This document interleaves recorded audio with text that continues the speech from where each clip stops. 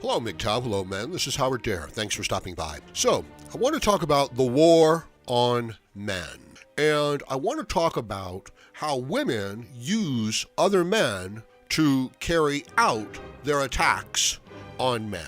And this makes perfect sense because in order for a man to be part of a female world, he has to adopt the female values. And those values include hating men. Of course, it's not all women who hate men. Healthy women don't hate men. But women who are raised with entitlement and who are not productive, healthy individuals, they fall into this trap. And check out my previous video because it's a pretty simple trap. It's a psychological trap of blaming other people for your lack of effectiveness in life, your lack of productivity. You know, because it's a hard choice, right? Either you have to face why you failed at something, at which point, you know, you're confronting your own weakness, or you have to make an excuse and then you really can't overcome, you know, that weakness. So it's a trap. It's like quicksand. It's like a Chinese finger trap where the harder you pull to get out of it, the stronger the trap becomes. But if you can recognize how it's working, relax, give in, then you can get out of the trap. It's like some wrestling holds as well. You know, if you know where the pressure is being applied, you know how to get out of it. But if you don't know and you struggle in the wrong direction, well, you actually just kind of like push yourself further into the trap. So what's the trap for the men, right? Because you know you're under attack. I hope you know that. And I hope you know that it's not personal, that it's just the character and the nature of somebody who can't really do a good job and who wants to make an excuse and find fault with people who can do a good job.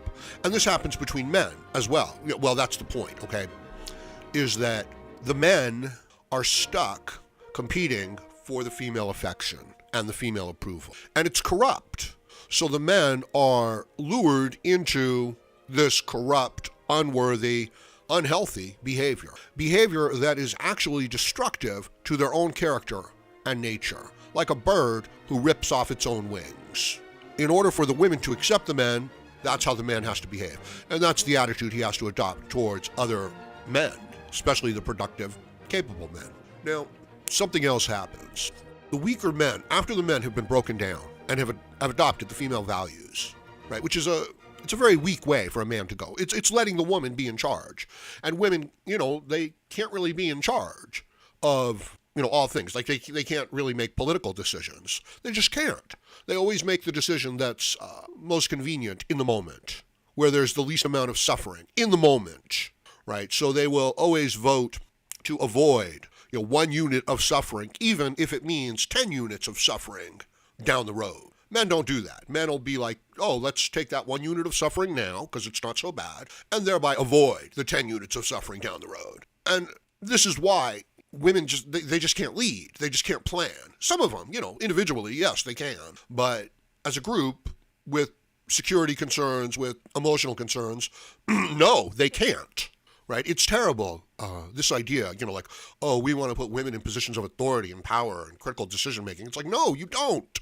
It takes, most men fail at it, you know? So then to say that women have this same skill as well, it's like, that's absurd. I'm sorry. It's a different mindset.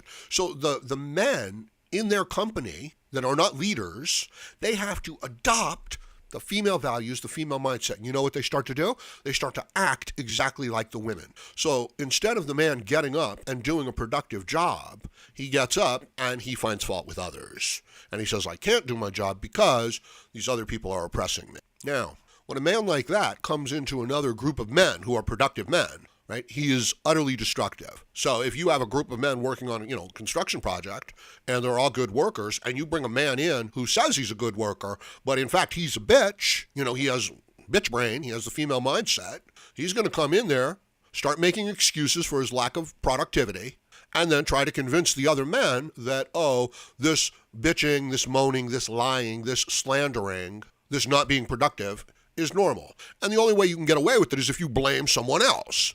So now the entire construction crew goes down the drain, you know, because you've got this one bitch man hanging out in the group. Now what happens if half of your men, you know, have already got this female mindset? It's a tough job. You know, you wonder why the men don't really carry themselves like men. why they're not fit, why they're not trim, why they're not lean. Men are not meant to be fat. They're just not. They're not meant to be obese and diabetic.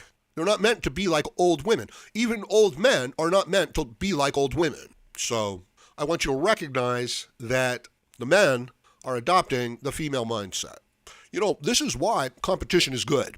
This is why, like, if you're in a rut and someone comes along who is, competitive towards you and a bit of a threat towards you, it'll spark your male metabolism, hopefully. There's nothing worse than to see a man stuck in his emotions.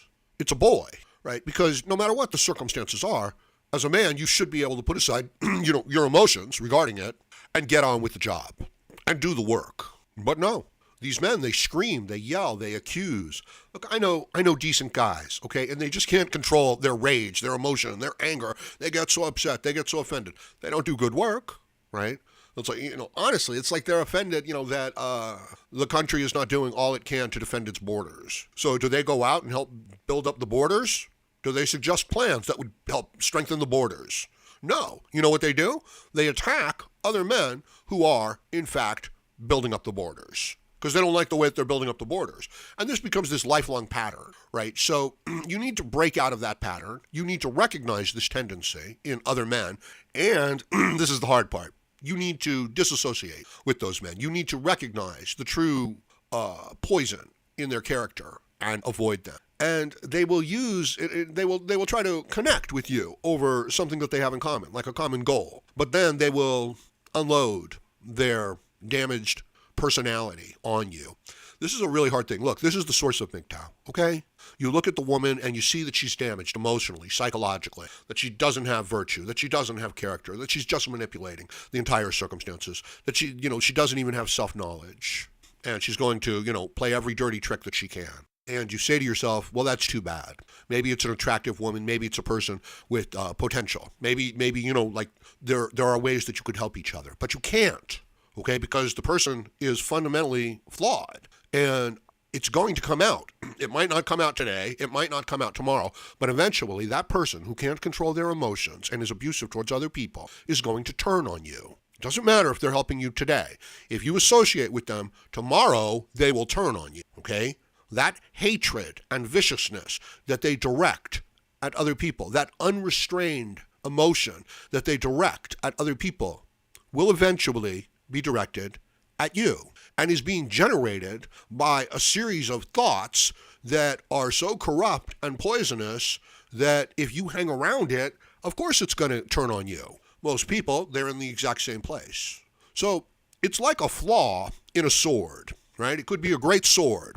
Great hilt, great polish, great looking, really sharp. But it's got a crack near the hilt. So that whenever you use that sword, eventually it's going to break right there. You don't know when, you don't know where, you don't know when. Probably it's some critical operation. So do you want to own that sword, even though it has that fundamental flaw? And you realize the danger of that flaw, right? Like it could break at the wrong time and it could hit you or someone, you care about. It's a damaged sword. The Japanese believed that some swords were evil. If the swordsmith was of poor character, they believed that these characteristics could be passed on to the sword. So if it was a man who couldn't control his temper and his emotions and always got into fight, the blade was considered to be bloodthirsty and dangerous. And you know that the sword is considered to be the soul of the man.